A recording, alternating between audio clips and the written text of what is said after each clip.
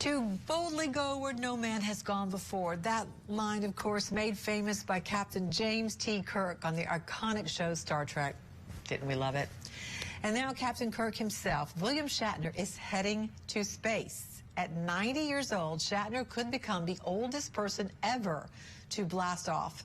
He'll have a spot on the next Blue Origin flight alongside the company's vice president of mission and flight operations. Blue Origin already successfully tested its first civilian flight back in July. Tonight, national correspondent Clayton Sandell joins us live from Denver. Clayton, first of all, this is so cool. What's expected to happen, and how did it all come about that Captain Kirk gets to fly?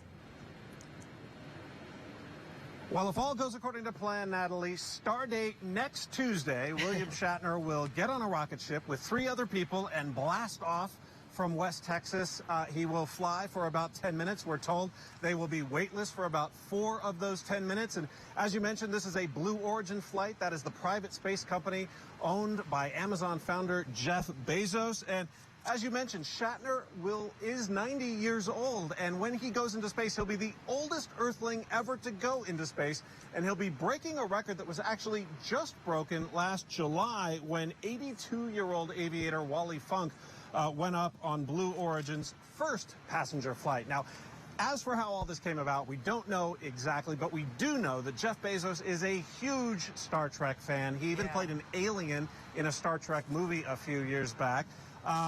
And, you know, Shatner, for his part, he's a huge advocate of space exploration. And in a statement today, he said that, "I've heard about space for a long time now. I'm taking the opportunity to see it for myself."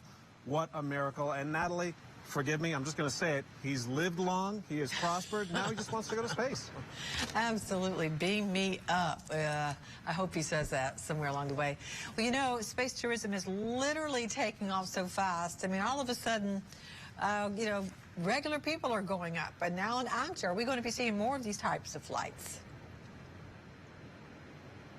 It is happening more, although it's largely still a pursuit for the rich. I might say the very rich. When that Blue Origin flight went up in July, they auctioned off just 1 seat in that capsule for $28 million. Now, in the bargain spaceflight arena, you've got Richard Branson and Virgin Galactic. He'll take you up in his space plane for about $450,000 a flight. You know, but Natalie, you got to get your name in early because he's already got 600 people on the list to go up into space. And then, of course, there is SpaceX, which just last month put 4 civilians into space in orbit around the Earth for 3 days. They're not saying how much they charged for that, but like anything else, we can hope that the more companies that get into this space tourism business, maybe the cheaper it'll get.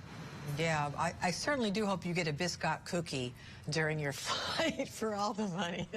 Well, you know, this announcement, though, does come after some recent bad press for Blue Origin. What can you tell us about that?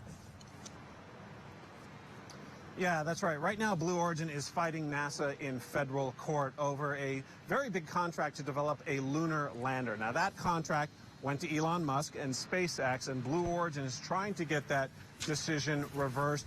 They have also gotten some bad press over employees claiming that Blue Origin has some culture problems and some safety problems, but the company stands by its safety records, and they dispute those allegations. Natalie? All right, we'll be watching Mr. Shatner take flight. Thanks so much, Clayton Sandell, for us.